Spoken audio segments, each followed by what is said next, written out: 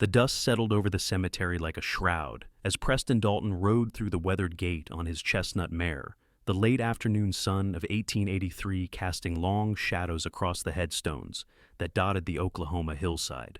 He had not intended to stop in Kingfisher at all, merely passing through on his way to Guthrie for work on the cattle drives that were becoming fewer and farther between now that the railroads had changed everything. But something made him turn his horse toward the small graveyard on the edge of town when he spotted the lone figure kneeling beside a fresh mound of earth. She was completely alone, her black dress stark against the golden prairie grass that surrounded the cemetery, and even from a distance he could see the way her shoulders shook with grief that seemed to consume her entire body.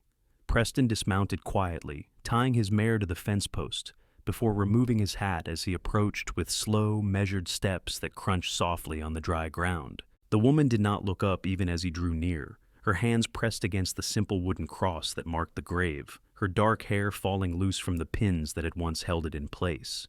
He could hear her crying now, soft broken sounds that cut through the silence of the cemetery like knife wounds, and he felt his chest tighten with a sympathy he had not expected to feel for a complete stranger.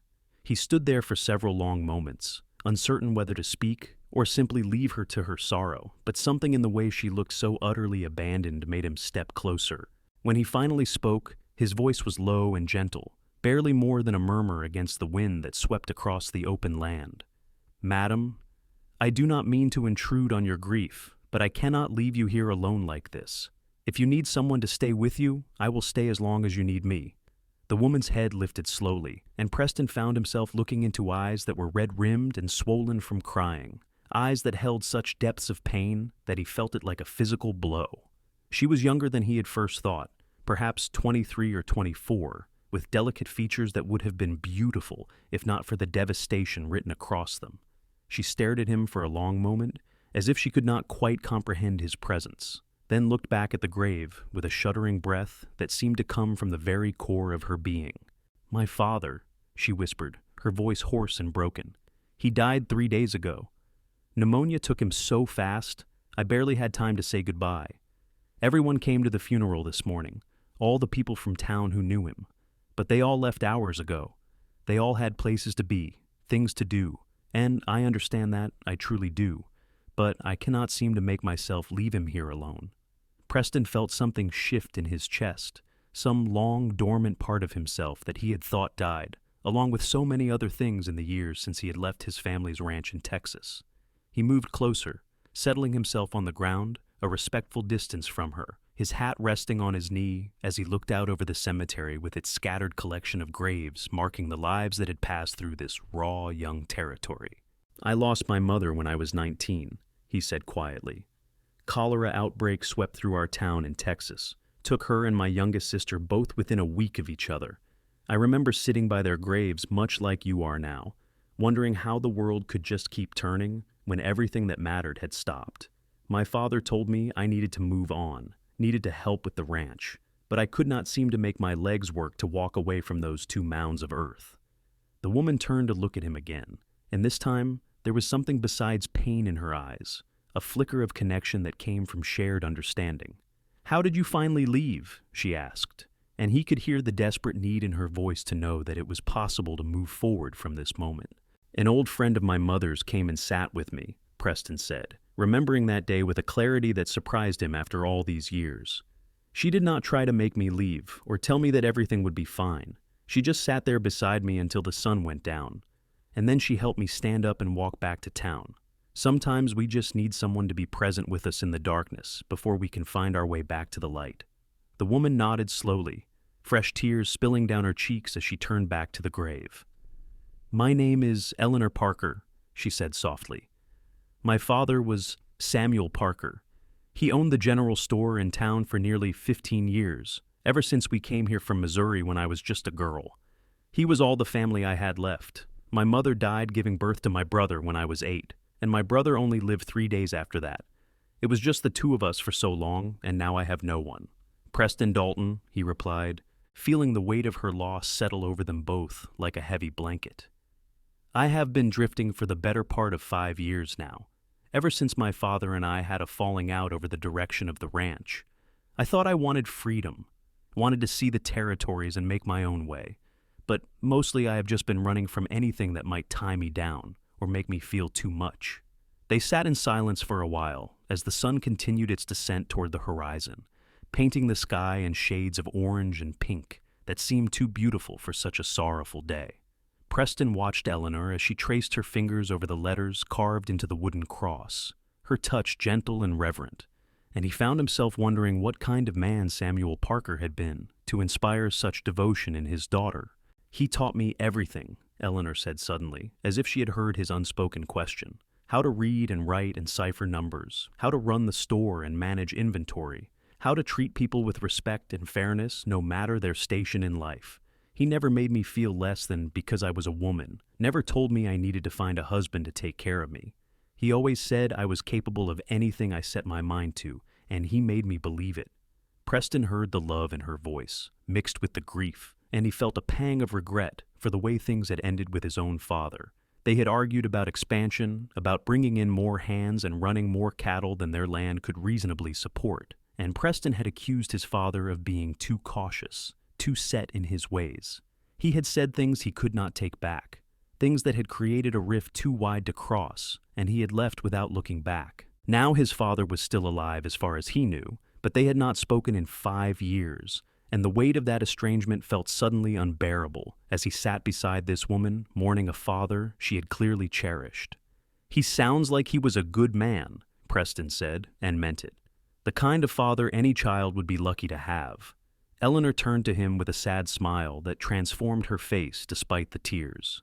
"He was the best man I have ever known," she said simply. "I do not know how I am supposed to go on without him. The store, the house, everything feels empty now.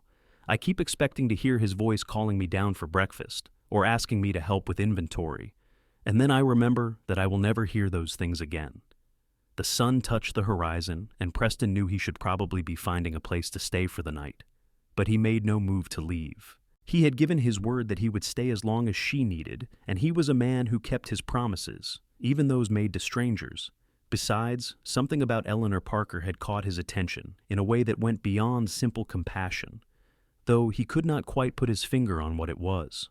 Perhaps it was the strength he sensed beneath her grief, the way she held herself together even as she fell apart, or perhaps it was simply the fact that she reminded him of what it felt like to care about something again.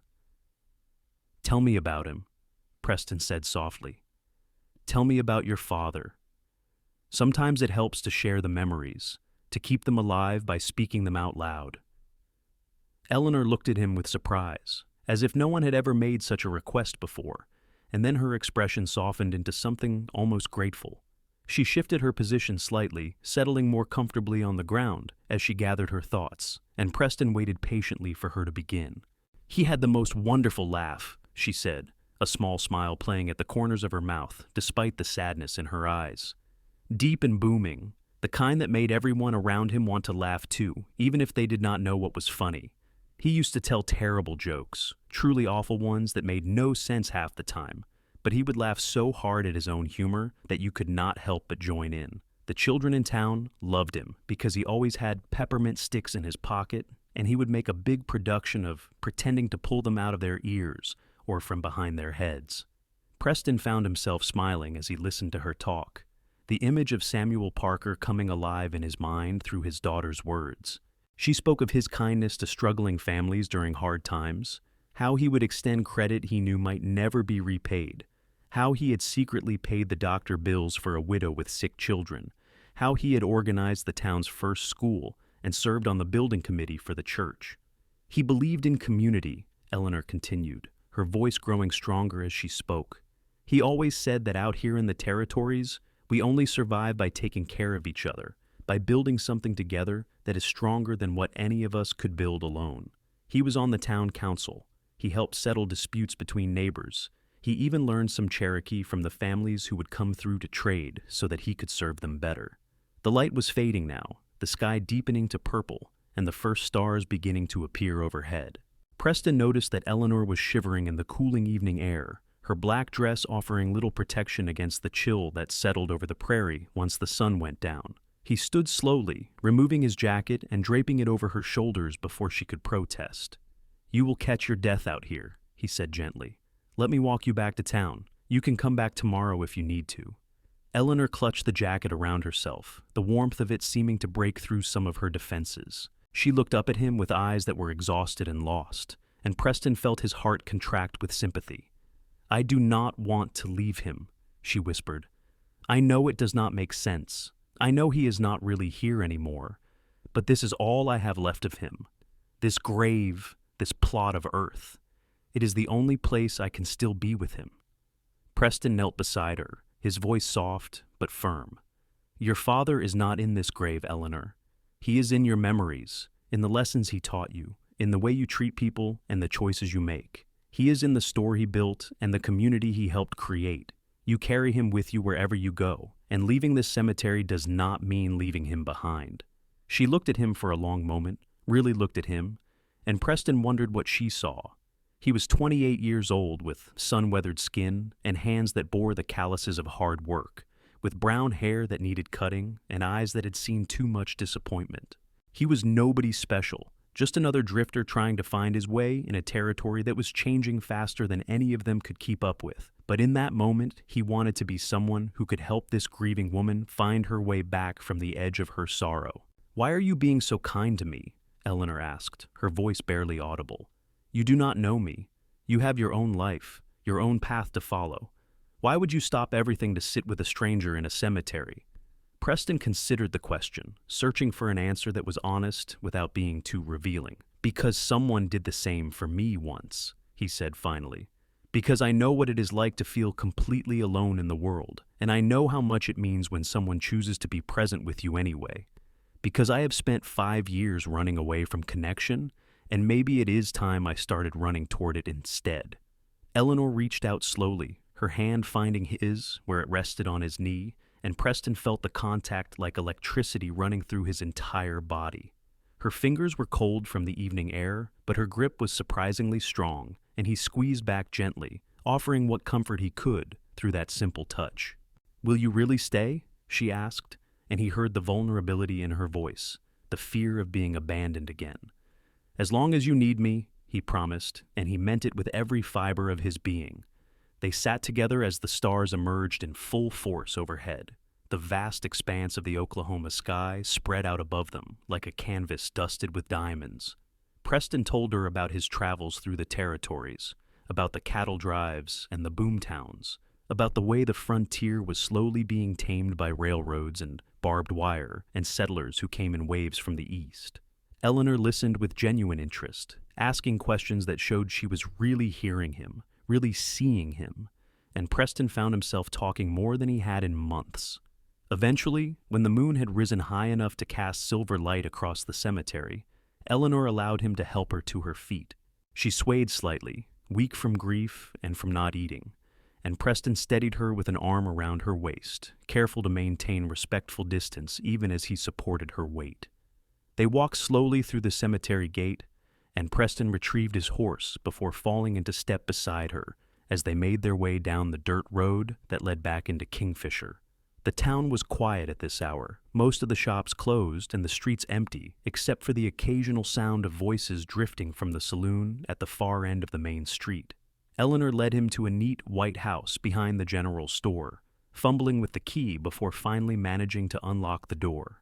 She hesitated on the threshold, clearly uncertain about the propriety of inviting a strange man into her home, and Preston quickly stepped back to give her space. "I will find a room at the boarding house," he said quietly. "But I will come by in the morning to check on you, if that would be acceptable." Eleanor looked at him with an expression he could not quite read, something between gratitude and disappointment and bone-deep exhaustion. "Thank you, Preston," she said softly. "I do not know what I would have done if you had not come along today. Probably would have stayed out there until I collapsed from the cold." "I am glad I could help," he replied, and realized that he truly was. Something about Eleanor Parker had worked its way under his skin in just a few short hours, some quality he could not quite name but recognized as important. "Get some rest. Tomorrow will be easier, even if it does not feel like it right now." She nodded and slipped inside, closing the door softly behind her, and Preston stood there for a moment, staring at the place where she had been. Then he shook his head at his own foolishness, collected his horse, and made his way to the boarding house where he paid for a room and collapsed onto the narrow bed without bothering to remove more than his boots. Sleep did not come easily despite his exhaustion. He found himself thinking about Eleanor's tear-stained face, about the way she had looked so small and lost beside her father's grave, about the strength it must have taken for her to finally walk away. He thought about his own father, about the words they had exchanged in anger and the years of silence that had followed, and he wondered if it was too late to bridge that gap. He thought about the promise he had made to stay as long as she needed him, and he realized with a start that he hoped she would need him for more than just a day or two. The next morning dawned clear and cool, the kind of perfect autumn day that made the territories seem almost civilized despite their rough edges. Preston washed and shaved in the basin in his room, put on a clean shirt from his saddlebag, and made his way to Eleanor's house as soon as he judged it late enough to be respectable. He knocked gently on the door, half expecting to find that she had already left for the cemetery again, but after a moment he heard footsteps inside and the door opened to reveal Eleanor looking only slightly better than she had the night before. She had changed out of her black dress into a more practical dark blue calico, and she had managed to pin her hair up properly, but her eyes were still swollen and there were dark circles beneath them that suggested she had slept no better than he had. She managed a small smile when she saw him, though, and Preston felt an absurd rush of pleasure at being able to provoke that response. "I was not sure you would actually come," she admitted, stepping back to let him enter. "I thought perhaps, in the light of day, you would realize what a strange situation this was, and decide to move on." "I keep my word," Preston said simply, removing his hat as he stepped into the small but tidy parlor. "Besides, I have nowhere more important to be." Eleanor led him through to the kitchen, where she had clearly been attempting to make breakfast with limited success. There were eggs burning in a pan on the stove, and bread that had been cut unevenly sitting on the counter, and Preston could see that her hands were shaking as she tried to salvage the eggs. Without thinking, he moved to the stove and gently took the pan from her, setting it aside and starting fresh while Eleanor sank into a chair at the small table with a sound that was half laugh and half sob. "I cannot even make breakfast," she said, her voice thick with frustration. "I have been cooking since I was 10 years old, and suddenly I cannot manage something as simple as eggs. What is wrong with me?" "You are grieving," Preston said matter-of-factly as he cracked fresh eggs into the pan. "Give yourself grace. Where is your bread box?" Eleanor pointed mutely to a cupboard, and Preston found bread that was only a day or two old, along with butter and some preserves. He worked efficiently, cooking the eggs properly and making toast, pouring coffee from the pot that was staying warm on the back of the stove, and within 10 minutes he had set a decent breakfast on the table in front of her. She stared at it as if she could not quite believe what she was seeing, then looked up at him with an expression of such raw vulnerability that Preston had to look away. "Eat," he said gently, sitting down across from her with his own plate. "You need your strength." They ate in silence for a few minutes, and Preston was pleased to see Eleanor managing to get through about half of what he had given her, even though she clearly had no appetite. When she finally pushed her plate away, she wrapped her hands around her coffee cup and looked at him with curiosity that cut through some of her grief. "Who taught you to cook?" she asked. "Most cowboys I have known could barely manage beans and hardtack on the trail." Preston smiled slightly. "My mother insisted all her children learn their way around a kitchen, boys included. She said no son of hers was going to starve just because he could not find a woman to cook for him. My father complained about it, said it was woman's work, but my mother had a will of iron when she set her mind to something. I grumbled about it at the time, but I have been grateful for those lessons more times than I can count since I have been on my own." Eleanor returned his smile, and Preston noticed how it transformed her face despite the sadness that still lingered in her eyes. She was truly beautiful, he realized, not in the delicate china doll way that was so fashionable in the cities, but in a real substantial way that spoke of strength and character. He found himself wondering what she looked like when she laughed, when she was not weighed down by grief, and he felt a strange stirring in his chest that had nothing to do with sympathy. "Will you come to the cemetery with me today?" Eleanor asked quietly. "I know it is a lot to ask when you have already given me so much of your time, but I think I would feel better knowing you were there. I need to talk to him, to tell him things I did not get to say before he died, and I do not think I can do it alone." "Of course," Preston said without hesitation. "Whatever you need." They cleaned up the breakfast dishes together, falling into an easy rhythm that surprised them both, and then they walked through the morning sunlight to the cemetery on the hill. This time, there were a few other people there, townspeople tending to their own family graves, and several of them stopped to express their condolences to Eleanor. Preston stood back respectfully during these exchanges, but he noticed how Eleanor kept glancing over at him, as if reassuring herself that he was still there, and each time their eyes met, he gave her a small nod of encouragement. When they finally reached Samuel Parker's grave, Eleanor sank down beside it, much as she had the day before, but this time there was more purpose in her posture, less of the shattered despair that had consumed her. Preston settled himself nearby, close enough that she knew he was there, but far enough to give her privacy, and he watched as she pressed her palm against the fresh earth. "Hello, Papa," she began softly, her voice wavering but steady. "I am sorry I was not more composed yesterday. I know you would tell me that grief is nothing to be ashamed of, that it is just love with nowhere to go. But I think you would also tell me that I need to keep living, keep moving forward. You spent your whole life teaching me to be strong, to stand on my own 2 feet, and I promise you I will do my best to honor that." Preston felt his throat tighten as he listened to her talk to her father, sharing memories and regrets, making promises and asking for forgiveness for things that did not need forgiveness. She cried, but not with the same abandon as the day before, and Preston could see that she was already beginning the long process of learning to carry her grief instead of being crushed by it. After a while, Eleanor fell silent and just sat with her hand on the grave, and Preston saw his opportunity. He moved closer, settling beside her, and after a moment's hesitation, he began to speak. "Mr. Parker, I know you do not know me, but I wanted to tell you that your daughter is one of the strongest people I have ever met. I can see everything you gave her, all the love and wisdom and support, and it shows in the woman she has become. You did good work raising her, sir, and I hope you can rest easy knowing that." Eleanor turned to look at him with tears streaming down her face, but these were different tears, mixed with something that looked almost like joy. She reached for his hand, and Preston took it without thinking, their fingers intertwining in a way that felt completely natural, despite how little time they had known each other. "Thank you," she whispered. "Thank you for being here, for saying that, for everything." They sat together for another hour, sometimes talking quietly and sometimes just being silent together, and Preston felt something shifting inside himself, some locked door beginning to crack open. He had spent 5 years keeping everyone at arm's length, never staying in one place long enough to form real connections, and it terrified him to realize how quickly Eleanor was slipping past his defenses. But it also felt right in a way nothing had felt right in a very long time, and he decided not to question it too closely. When they finally left the cemetery, Eleanor seemed steadier on her feet, more present in her body, and Preston felt a small measure of satisfaction at seeing the change.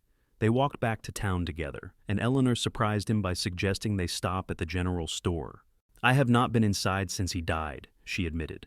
"The lawyer came by yesterday and told me that everything is mine now, the store and the house and all of Papa's savings. I own it all free and clear, which should feel like security, but mostly just feels like a burden. I do not know if I can run the store on my own, but I do not know if I can bear to sell it either." It was his whole life. Preston understood the dilemma, remembered his own complicated feelings about his father's ranch and the expectations that had come with it. "Would you like me to come in with you?" he offered. "Sometimes it is easier to face difficult things when you are not alone." Eleanor nodded gratefully, and they approached the general store together. It was a substantial building for a town the size of Kingfisher, 2 stories tall with big windows displaying various goods, and a sign that read, "Parker's General Store," in neat hand-painted letters. Eleanor unlocked the door with a key she pulled from her pocket, and they stepped into the dim interior that smelled of tobacco and leather and the 100 other scents that defined a frontier mercantile. Preston looked around with interest, while Eleanor stood frozen just inside the door, clearly overwhelmed by the memories that assaulted her. The store was well organized and generously stocked, with everything from dry goods and canned foods to farm equipment and ready-made clothing.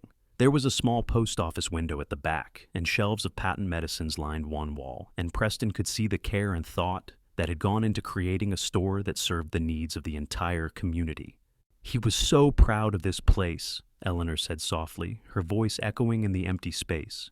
"He started with almost nothing when we first came to Kingfisher, just a small stock of goods in a tent, and he built it up over the years into this. Every board, every shelf, every item here represents his hard work and his dreams for what this town could become. Preston moved to stand beside her, his presence solid and reassuring.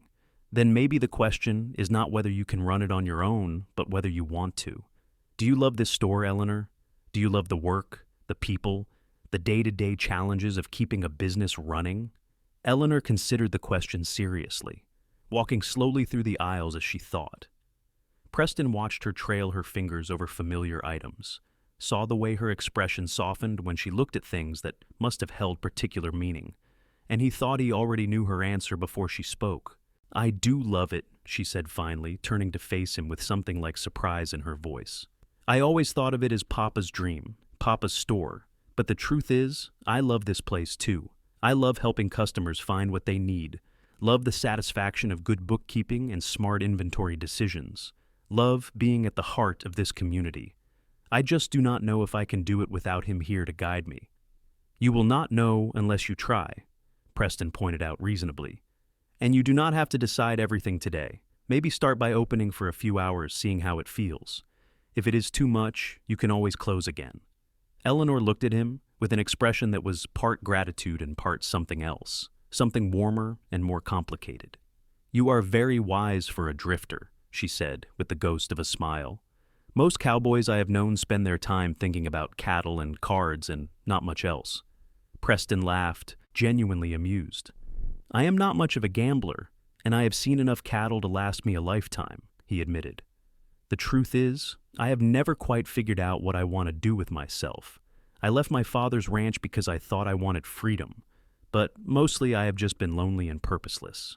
Maybe I needed to land here, in your father's cemetery, to start figuring that out." The moment stretched between them, charged with an awareness that neither of them was quite ready to acknowledge, and then Eleanor cleared her throat and moved toward the back of the store. "Would you help me do inventory?" she asked. "I need to know what we have, what needs to be ordered, what has gone bad while the store has been closed. It would go much faster with 2 people. Preston agreed readily, pleased to have a concrete task that would keep him in Eleanor's company for the rest of the day. They worked together through the afternoon, Eleanor calling out items while Preston wrote them down in the ledger, both of them falling into an easy partnership that felt as natural as breathing. They discovered stock that needed rotating, shipments that had arrived just before Samuel's death that had not been unpacked, and a few items that had indeed spoiled and needed to be disposed of. As they worked, they talked. Eleanor told him more about her childhood in Missouri, about the journey to Oklahoma Territory when the land runs, opened up opportunities for settlers, about her father's determination to build something permanent in a place that felt wild and untamed. Preston shared more of his own story, talking about growing up on a Texas ranch, about the way the cattle industry had changed, about his mother and sister, and the hole their deaths had left in his family. "Do you ever think about going back?" Eleanor asked as they were carrying spoiled goods out to the burn barrel behind the store. "About reconciling with your father?" Preston was quiet for a long moment, considering the question honestly. "Every day," he admitted finally. "But I do not know if enough time has passed or if too much time has passed, if that makes sense. I do not know if he would even want to see me after the things I said, the way I left." "People usually regret the things they did not do more than the things they did," Eleanor said softly. "At least you still have the chance to make things right. I would give anything for one more conversation with my father, one more chance to tell him how much he meant to me."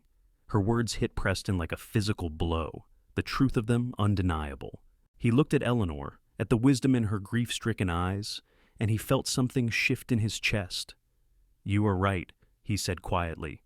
"When I leave here, I think I will head back to Texas, try to bridge that gap before it is too late."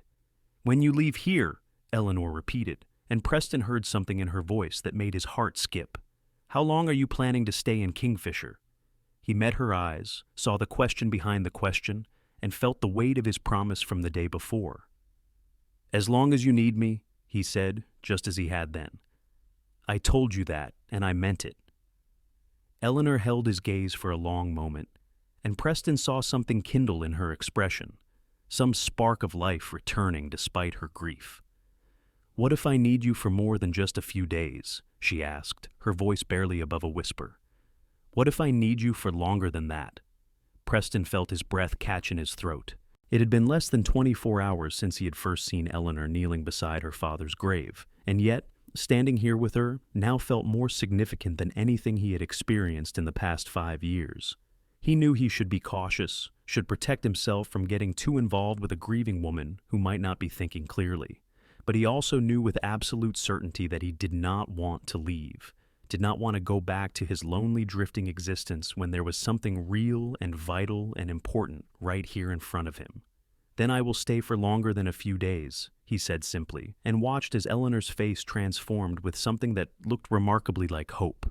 They finished the inventory as the sun began to set, and Preston helped Eleanor close up the store properly before walking her home through the gathering dusk. At her door, they stood facing each other with an awkwardness that had not been there before, both of them aware that something had shifted between them, but uncertain how to acknowledge it.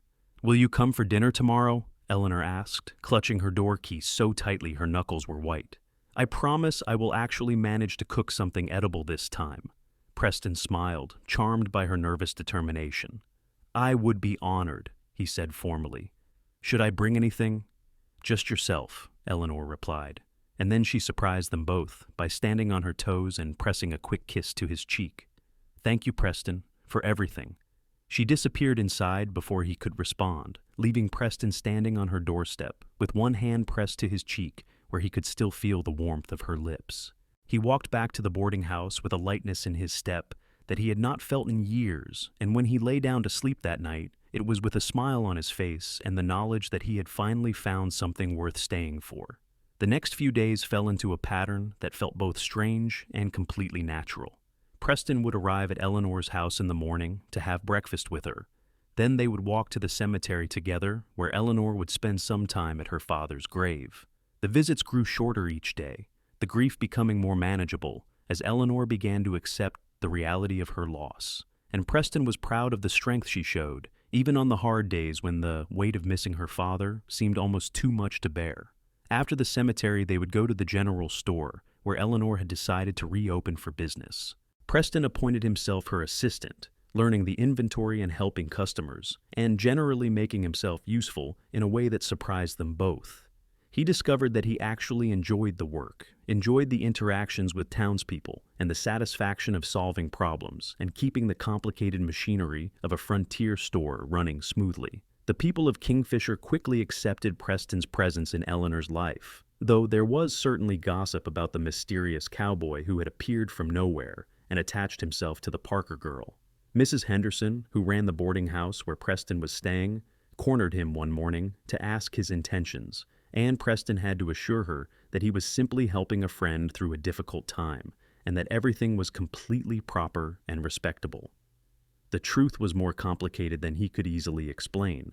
With each day that passed, Preston found himself more and more drawn to Eleanor Parker. He admired her strength and her kindness, the way she treated every customer with respect, whether they had money to spend or were running on credit. The way she remembered details about people's lives and asked after sick relatives and new babies. He loved the way her face lit up when she laughed, the way she threw herself into her work with focused determination, the way she trusted him with her grief and her fears and her dreams for the future. And Eleanor, for her part, was falling just as hard for the quiet cowboy who had promised to stay as long as she needed him. She loved the way Preston listened when she talked, really listened instead of just waiting for his turn to speak. She loved his competence, the way he could fix a broken shelf or calm an angry customer or make her laugh when grief threatened to overwhelm her. She loved the way he looked at her, as if she was something precious and rare instead of just another frontier woman trying to survive. 2 weeks after Preston had first arrived in Kingfisher, Eleanor invited him to dinner at her house with explicit instructions that this was a proper meal, not just breakfast or a quick lunch between customers. Preston borrowed a razor from another boarder to make sure he was freshly shaved, put on his best shirt, and showed up at her door with a bouquet of wildflowers he had picked from the prairie outside of town.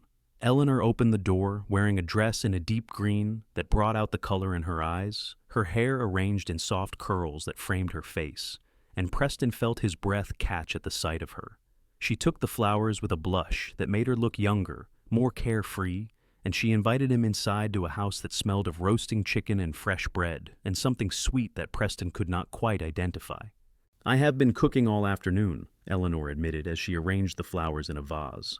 "I wanted everything to be perfect. You have done so much for me these past 2 weeks, and I wanted to thank you properly." "You do not need to thank me," Preston said, following her into the kitchen, where the table was set with what must have been her mother's good china. "Being here with you has been the best 2 weeks I have had in years. I should be thanking you for letting me stay." Eleanor turned to face him, her expression serious despite the blush still coloring her cheeks. "Preston, I need to say something, and I need you to let me finish before you respond. Can you do that?"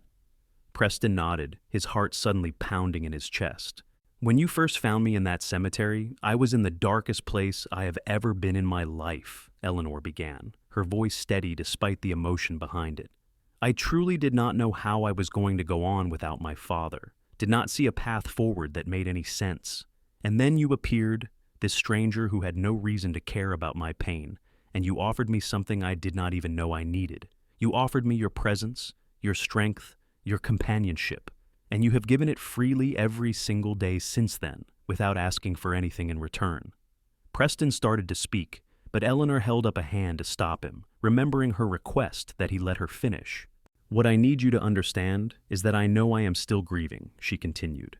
"I know that my emotions are probably not entirely reliable right now, and I know that what I am about to say might be too much too soon. But I also know that life is short and uncertain, and I have learned the hard way that we do not always get the chance to say the things that matter. So, I am going to say this even if it scares me, even if you do not feel the same way." She took a deep breath, and Preston felt time slow down as he waited for her next words. "I am falling in love with you, Preston Dalton," Eleanor said simply. "Maybe I have been falling since that first day when you sat beside me in the dirt and promised to stay as long as I needed you. Maybe it is too fast, maybe it is grief talking, maybe I am making a fool of myself, but I needed you to know. You have become the best part of my days, and when I think about the future now, the only way I can picture it is with you in it." The silence that followed her declaration felt enormous, and Preston watched as uncertainty crept into Eleanor's expression, as she second-guessed her boldness. But he could not let her doubt for even a moment longer. He closed the distance between them in 2 long strides, took her face gently in his hands, and kissed her with all the feeling that had been building inside him for the past 2 weeks. Eleanor made a small sound of surprise, and then melted into him, her arms coming up to wrap around his neck as she kissed him back with equal fervor. It was nothing like the chaste peck she had pressed to his cheek days before. This was a real kiss, deep and searching, full of promise and possibility, and a connection that went beyond simple attraction. When they finally broke apart, both of them breathing hard, Preston rested his forehead against hers and smiled. "I love you too," he said softly. "I think I have loved you since I saw you kneeling beside your father's grave, looking so lost and alone. I love your strength and your kindness and your courage. I love the way you face each day even when it is hard, the way you treat everyone with respect, the way you make me want to be a better man. I love you, Eleanor Parker, and if you will have me, I want to stay in Kingfisher and build a life with you." Eleanor pulled back just enough to look into his eyes, her own eyes shining with tears that were equal parts grief and joy. "Are you sure?" she whispered. "You said you have been drifting for 5 years, that you did not want to be tied down. I do not want you to feel trapped or obligated because you made me a promise in a cemetery." Preston shook his head firmly. "I was running away from responsibility and connection because I was afraid," he admitted. "Afraid of losing people the way I lost my mother and sister. Afraid of failing the way I thought I had failed my father. Afraid of caring too much and being hurt. But you have shown me that running does not protect you from pain. It just makes you miss out on all the good things that come with taking risks and opening your heart. I do not want to run anymore, Eleanor. I want to stay here with you and face whatever comes next together." They kissed again, slower this time, savoring the moment, and when they finally remembered the dinner Eleanor had spent all afternoon preparing, they found that the chicken was slightly overdone and the bread was a little cold, but neither of them cared. They sat at the small table in Eleanor's kitchen and ate and talked and laughed, and Preston felt something settle deep in his soul, some restless wandering spirit finally coming home to a place it belonged. Over the next few weeks, Preston became a permanent fixture in Eleanor's life, and in the town of Kingfisher. He moved out of the boarding house and into a small room that Eleanor rented him above the general store, which allowed him to maintain propriety while still being close by. He officially became her business partner, contributing his saved wages from years of cattle work as investment capital in exchange for a share of the store's profits. And together they expanded the inventory and improved the displays and implemented new systems that made the business run more smoothly. Preston also began to integrate himself into the community in ways that went beyond just working at the store. He helped organize a barn raising for a family whose structure had been damaged in a storm, joined the volunteer fire brigade, and even attended church services with Eleanor on Sundays. The townspeople who had initially been suspicious of the drifter, who had attached himself to their grieving storekeeper, gradually came to accept him as one of their own, recognizing the genuine care he showed for Eleanor and the honest work he put into becoming a contributing member of their community. Eleanor, meanwhile, continued to heal from her father's death. The sharp edges of her grief softened into something more manageable, a constant ache that she learned to carry rather than a crushing weight that threatened to destroy her. She visited the cemetery less frequently, but with more peace, able to talk to her father about her life without dissolving into tears, able to share with him the joy she had found with Preston alongside her sorrow at his loss. 3 months after Preston had first arrived in Kingfisher, on a cold January morning in 1884, he asked Eleanor to marry him. They were in the store doing inventory, a task that had become almost meditative in its familiarity, when Preston suddenly set down his pencil and turned to her with a seriousness that made her breath catch. "Eleanor, I want to ask you something, and I want you to think carefully before you answer," he said, taking her hands in his. "I know we have not been courting for very long by traditional standards, and I know you are still mourning your father, but I also know that I have never been more certain of anything in my life than I am of my love for you and my desire to spend the rest of my life by your side." Eleanor's heart was pounding so hard she could hear it in her ears, but she stayed quiet, letting him finish. "I want to marry you," Preston continued, his voice steady and sure. "I want to be your husband and your partner, to help you run this store and build a life in this town. I want to wake up next to you every morning and fall asleep beside you every night.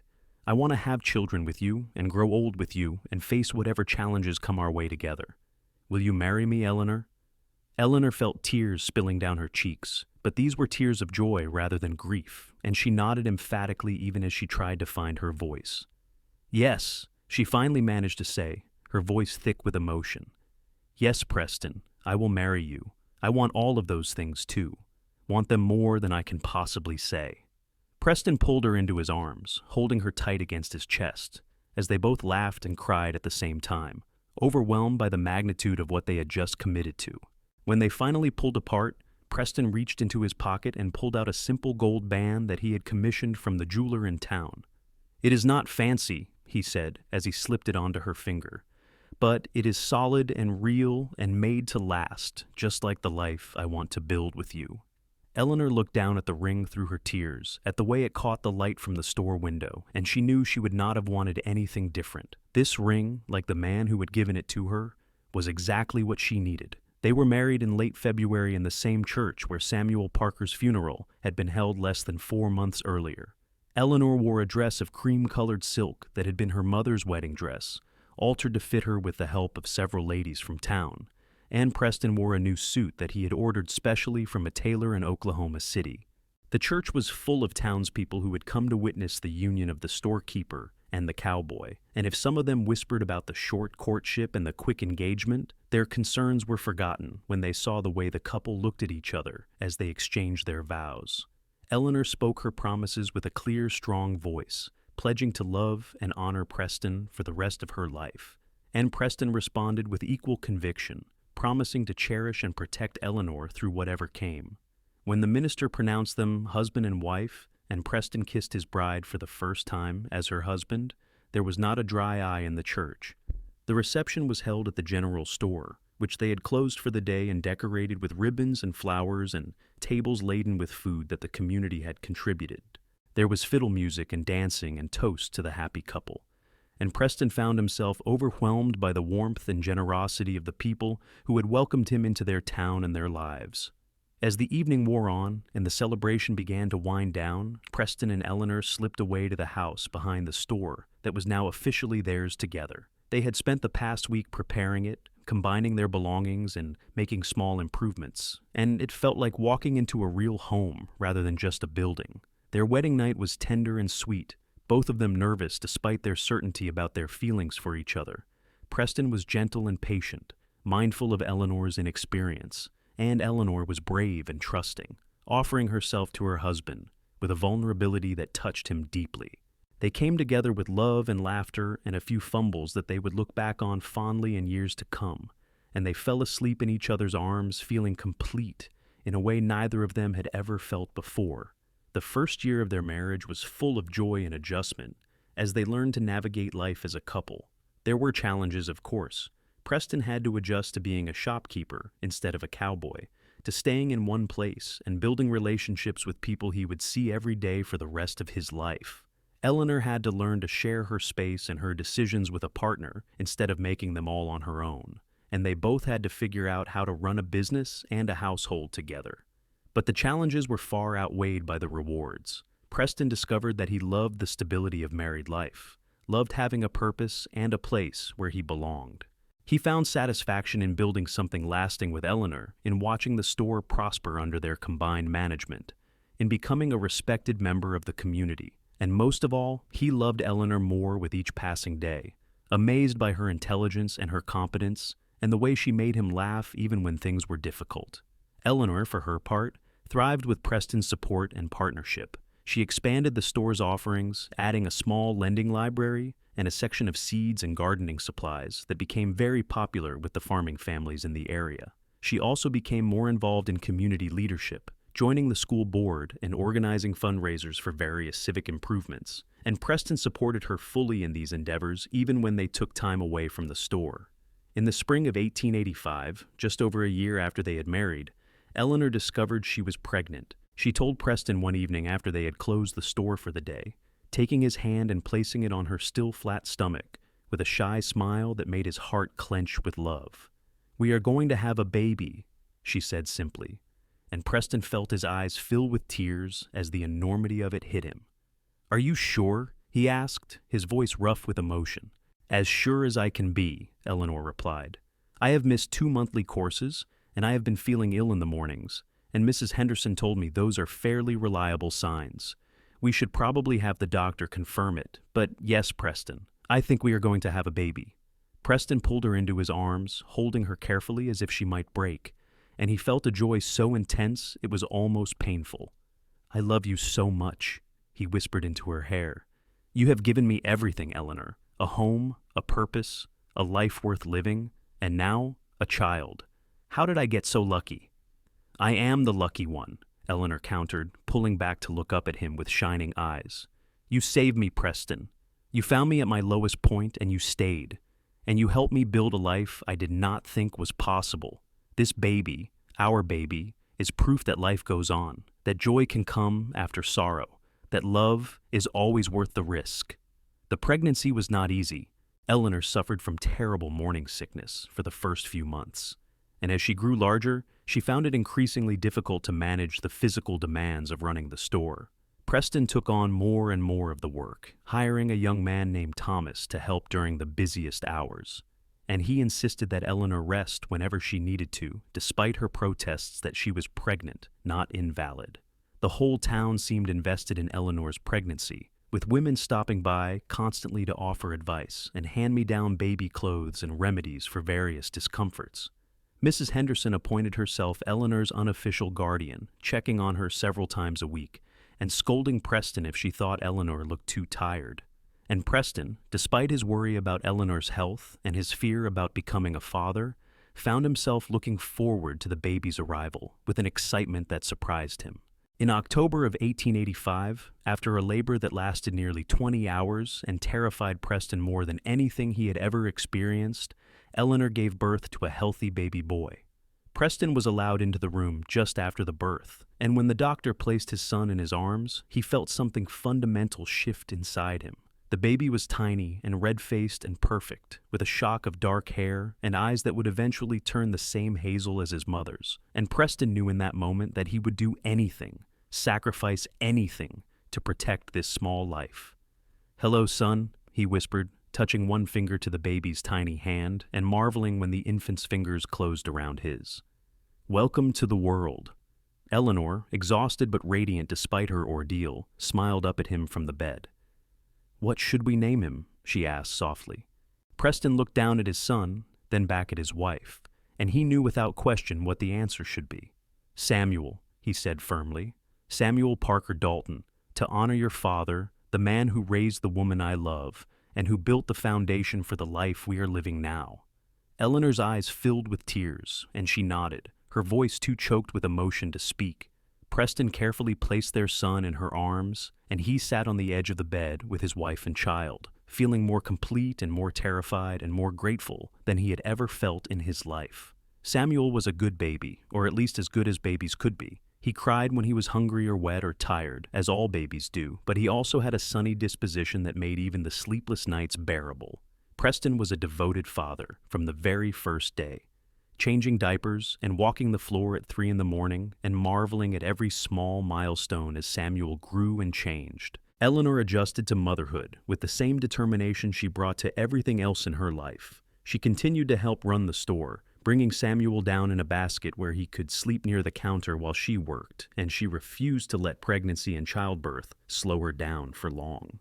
Preston sometimes worried that she was pushing herself too hard, but he also knew better than to try to tell Eleanor Parker Dalton what she could or could not do. As Samuel grew from an infant to a toddler, Preston and Eleanor's relationship only deepened. They had the usual disagreements that all couples have about money and household responsibilities and how to handle various business decisions. But they had also learned to communicate honestly with each other and to approach problems as a team rather than as adversaries. Their love was no longer the wild, passionate romance of their early days, but had matured into something more solid and enduring, built on mutual respect and shared experience and genuine affection that went soul deep. In the fall of 1887, when Samuel was 2 years old, Preston received a letter that changed everything.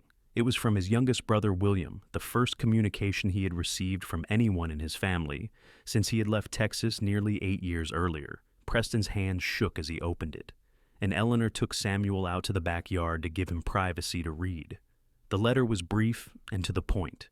Their father had suffered a stroke several months earlier and was slowly recovering, but the incident had made him realize his mortality and his regrets. William wrote that their father asked about Preston constantly, wondered where he was and if he was well, and wished desperately that they could reconcile before it was too late. William included the address of the ranch and a plea that Preston at least consider writing back, if not visiting. Preston read the letter 3 times, emotions warring inside him. There was anger still, at the harsh words his father had spoken all those years ago and the way they had let pride keep them apart for so long. But there was also longing, a desperate wish to see his father again and to bridge the gap that had grown so wide between them. And underneath it all was guilt, the knowledge that Eleanor had been right when she said people usually regret the things they did not do more than the things they did. When Eleanor came back inside with a grass-stained Samuel on her hip, she took one look at Preston's face and knew something significant had happened. She settled Samuel with his wooden blocks and came to sit beside her husband, taking his hand in hers. "My father has had a stroke," Preston said, without preamble, handing her the letter. "My brother says he wants to reconcile. I do not know what to do." Eleanor read the letter carefully, then set it aside and turned to face Preston fully. "What do you want to do?" she asked gently. "Not what you think you should do, but what does your heart tell you?" Preston was quiet for a long moment, trying to sort through the tangle of feelings inside him. "I want to see him," he admitted finally. "I want to introduce him to you and Samuel, want to show him what I have built here, want to tell him that I understand now why he was so cautious about the ranch. I want to apologize for the things I said and hear him apologize for the things he said. I want to fix what I broke before it is too late." "Then that is what we will do," Eleanor said simply. "We will close the store for a few weeks and we will go to Texas together as a family. You do not have to face this alone." "Preston, We are in this together, remember? Preston felt his eyes fill with tears for the second time in as many years. What did I ever do to deserve you? He asked, pulling her close. You showed up when I needed you, Eleanor replied, her voice muffled against his shoulder. You stayed when you could have left. You loved me when I was broken, and you helped me heal. You deserve every bit of happiness we have found together, Preston Dalton, and I will spend the rest of my life making sure you know it. 2 weeks later, after making arrangements for Thomas to manage the store in their absence and preparing for the long journey, the Dalton family boarded a train headed for Texas. Samuel was fascinated by the train, pressing his face against the window and exclaiming over every new sight, and his excitement helped ease some of Preston's anxiety about the reunion ahead.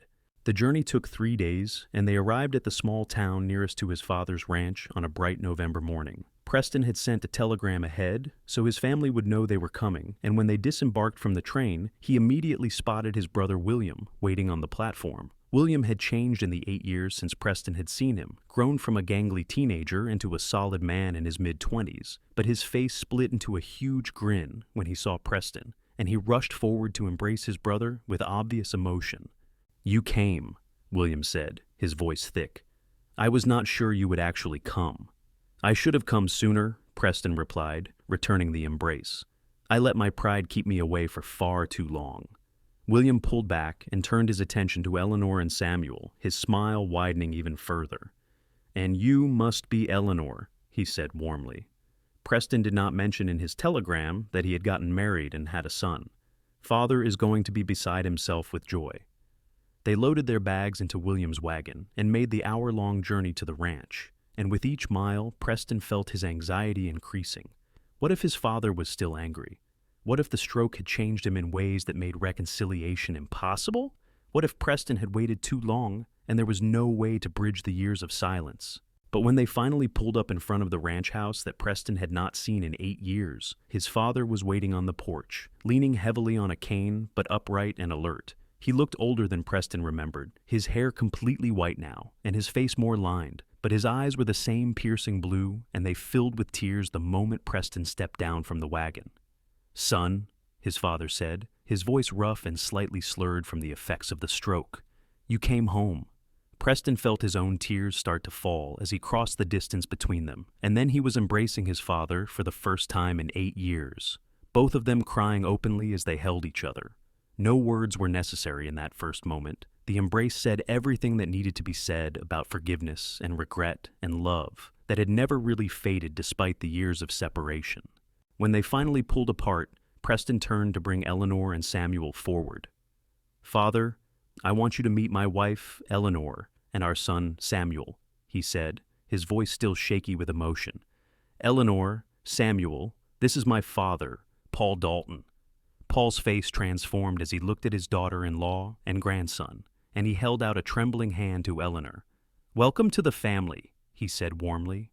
Any woman who could convince my stubborn son to settle down and build a life must be someone special indeed. Eleanor took his hand with a smile. It is an honor to finally meet you, sir, she said sincerely. Preston has told me so much about you and about this ranch. It is beautiful. Paul turned his attention to Samuel, who was hiding shyly behind his mother's skirts, and his face softened even further. And this is my grandson, he said wonderingly. Come here, boy. Let your grandfather get a look at you. Samuel was hesitant at first, but Preston coaxed him forward, and after a moment, Paul reached out to ruffle the boy's dark hair with obvious affection. He looks like your mother, Paul said to Preston, and there was both sorrow and joy in his voice. She would have loved to meet him. The next 2 weeks were a time of healing for the whole family. Preston and his father had long overdue conversations about the argument that had driven them apart, both of them apologizing for words spoken in anger and acknowledging their own contributions to the rift. Paul explained that his caution about expanding the ranch had come from fear of overextending and losing everything, and Preston shared how his own frustration had been about feeling unheard and undervalued rather than about actual business decisions. They also talked about the years between, about Preston's wandering and his eventual settling in Kingfisher, about Eleanor and the store and the life he had built. Paul listened with obvious pride and interest, and he told Preston that he was glad his son had found happiness and purpose, even if it was in a different form than Paul had originally envisioned. Paul also got to know Eleanor and was clearly impressed by his daughter-in-law. They spent hours talking about business and community building, and Paul commented several times that Preston had chosen well, that Eleanor was exactly the kind of strong, intelligent partner that a man needed to build a successful life. Eleanor, for her part, saw where Preston had gotten his work ethic and his sense of honor, and she was grateful that father and son had found their way back to each other. Samuel, meanwhile, was having the time of his life exploring the ranch with his Uncle William and meeting the horses and cattle. He was too young to understand the significance of this trip, but he would carry vague, happy memories of this time for the rest of his life, memories of his grandfather's weathered smile and the vast expanse of Texas sky. As the end of their visit approached, Preston found himself reluctant to leave. He had forgotten how much he loved this land, how the wide open spaces of the ranch spoke to something deep in his soul. But he also knew that his life was in Oklahoma now, with Eleanor and the store and the community they had built together, and he had no desire to give that up. On their last evening at the ranch, after Samuel had been put to bed and the rest of the family had retired, Preston and his father sat on the porch together, looking up at the stars. They were quiet for a long time, both of them comfortable with the silence, and then Paul spoke. "I am proud of you, son," he said quietly. "I know I did not always show it. Know I pushed too hard and expected too much. But I want you to know that I am proud of the man you have become and the life you have built. Your mother would be proud too." Preston felt his throat tighten with emotion. "Thank you," he managed. "That means more to me than you know." Paul nodded, then shifted in his chair to look at Preston directly. "I want you to promise me something," he said seriously. "Promise me you will not wait 8 more years to visit. Life is too short and too uncertain to waste time on pride and stubbornness. Bring your family back next year, and the year after that, and let us be the family we should have been all along." "I promise," Preston said without hesitation. "We will come back every year, and you are always welcome in Kingfisher if you want to visit us there. You are a part of our lives now, Father, and I will not let that slip away again." They embraced one more time, and Preston felt a peace settle over him that he had not realized he was missing. The wounds of the past were not completely healed, but they were healing, and that was enough. The journey back to Oklahoma was bittersweet but full of hope. Preston had reconnected with his father and introduced his family to the ranch that had been such a significant part of his life, and he felt more complete than he had in years. Eleanor was glad to see her husband so at peace, and she looked forward to maintaining the connection they had established with Preston's family. When they returned to Kingfisher, they found that Thomas had done an excellent job managing the store in their absence, and they quickly fell back into the rhythm of their daily lives. But something had shifted for Preston during the trip to Texas. He had faced his past and made peace with it, and now he was free to fully embrace his future without the weight of regret holding him back. The years that followed were full and rich. The store continued to prosper, becoming one of the most successful businesses in Kingfisher. Preston and Eleanor became respected community leaders, involved in everything from organizing the town's first proper 4th of July celebration to raising funds for a new schoolhouse. They made good on Preston's promise to visit his father annually, and Paul became a beloved presence in Samuel's life, the grandfather who sent letters and gifts and stories about the old days. In 1889, Eleanor gave birth to their second child, a daughter they named Grace after Preston's mother. Grace had her father's brown eyes and her mother's determination, and from the moment she arrived, she had the entire family wrapped around her tiny finger. Samuel was initially uncertain about sharing his parents' attention, but he quickly became a devoted big brother, and Preston and Eleanor watched their children grow with a sense of wonder and gratitude. In 1892, they had a third child, another boy they named William after Preston's brother. William was a quiet, thoughtful child who loved books and learning, and he would eventually take over management of the store's lending library and become a teacher himself. Paul Dalton passed away peacefully in his sleep in the spring of 1894, having lived to see all 3 of his grandchildren and having reconciled fully with his eldest son. Preston grieved his father's death deeply, but he was grateful beyond measure that they had spent those last years rebuilding their relationship. He took Eleanor and the children to Texas for the funeral, and he stood beside his father's grave with his family around him, remembering the day he had found Eleanor kneeling beside her own father's grave and feeling the full circle of life and loss and love. As the 1890s progressed, Kingfisher grew and changed along with the rest of Oklahoma Territory. The town incorporated, streets were paved, and modern conveniences like electricity and telephone lines slowly made their way into even frontier communities. Preston and Eleanor adapted to these changes while maintaining the values that had always guided them, and their store remained a cornerstone of the community. In 1901, when Samuel was 16 and preparing to go to university in Oklahoma City to study business, Preston and Eleanor sat on their porch one evening, reflecting on the life they had built together.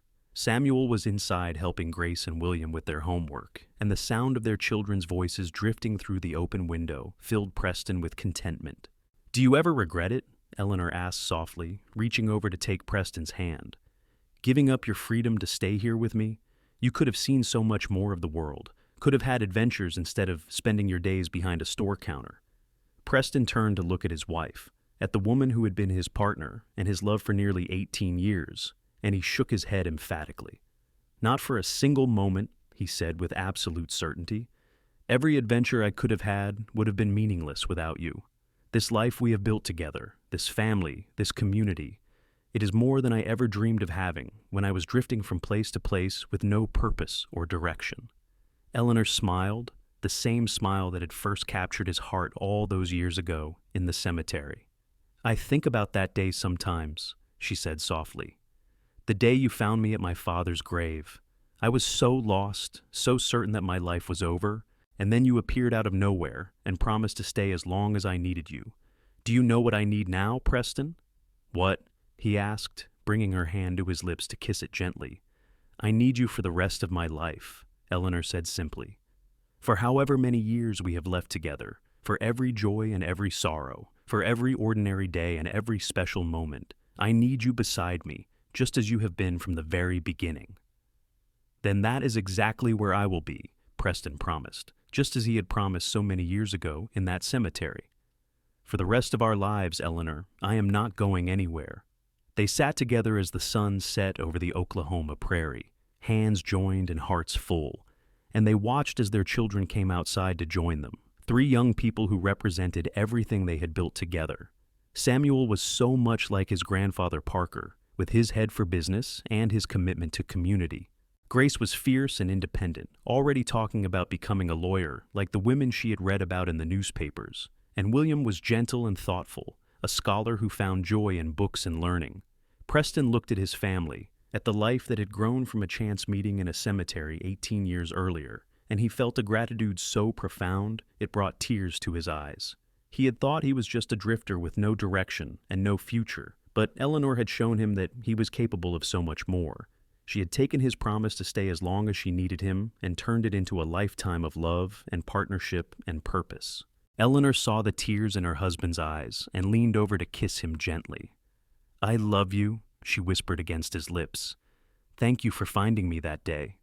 Thank you for staying." "I love you too," Preston replied, pulling her close as their children settled around them on the porch. "And I would find you again in every lifetime, would choose you in every circumstance.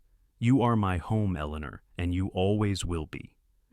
As the stars began to appear in the darkening sky, the Dalton family sat together in the peaceful quiet of a prairie evening, surrounded by the life they had built and the love that held them together. The grief that had brought Preston and Eleanor together had long since transformed into something beautiful and enduring, a testament to the power of human connection and the resilience of the heart. Preston thought back to that young cowboy who had ridden through a cemetery gate on a November afternoon in 1883, who had seen a grieving woman and felt compelled to offer comfort. He barely recognized himself in that memory.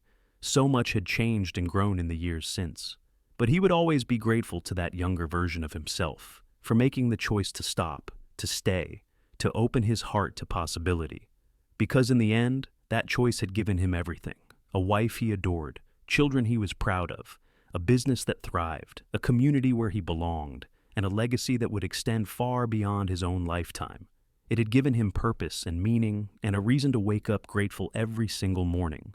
The years continued to pass, bringing new challenges and new joys. Grace did indeed become a lawyer, one of the first women to practice law in the newly formed state of Oklahoma when it achieved statehood in 1907.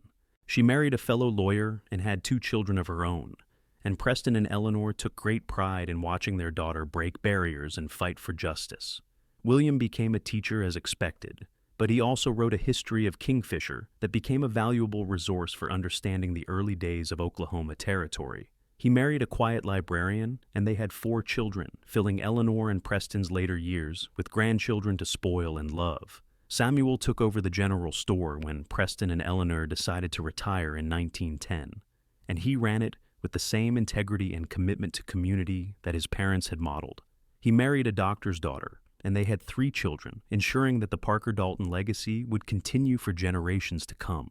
Preston and Eleanor lived to see their grandchildren grow, to celebrate their golden wedding anniversary in 1934, to watch their town and their state evolve from rough frontier territory into modern civilization. They faced sorrows along the way, as all long lives must, losing friends and family members and weathering economic hardships and social changes. But through it all, they had each other. They never lost the connection that had been forged in a cemetery on a November day more than 50 years earlier. Never stopped being each other's greatest support and deepest love. They held hands through every trial, celebrated every joy together, and remained devoted partners until the very end. Preston passed away peacefully in his sleep in 1936 at the age of 81, surrounded by his wife and children and grandchildren. His last words were for Eleanor, a whispered "I love you" that she carried with her through the 2 years she lived beyond him. When Eleanor died in 1938 at the age of 79, she was buried beside Preston in the same cemetery where they had first met, under a headstone that read, "Together Always." Their grandchildren would tell stories about them for years to come, about the cowboy who had promised to stay as long as he was needed, and the grieving woman who had become his whole world. About a love that had started in sorrow and grown into something extraordinary, about a partnership that had built not just a business, but a family and a legacy that would endure for generations. And in that cemetery in Kingfisher, Oklahoma, 3 headstones stood together. Samuel Parker, who had raised a remarkable daughter and built a foundation for everything that came after. Preston Dalton and Eleanor Parker Dalton, whose love story had begun with a promise and ended only when death parted them at last. Together, they represented the best of what the frontier had offered: opportunity, community, resilience, and the courage to build something lasting from the raw materials of hope and hard work and love. The story of Preston and Eleanor became part of Kingfisher's history, passed down through families and commemorated in the town's museum. It was a reminder that sometimes the most profound moments in our lives come when we least expect them, that staying when you could leave is one of the greatest acts of love, and that the choice to be present with someone in their darkest moment can change not just their life, but your own, in ways you could never imagine. And so, the legacy continued, generation after generation, all of it traceable back to that November day in 1883, when a drifting cowboy rode through a cemetery gate and chose to stay.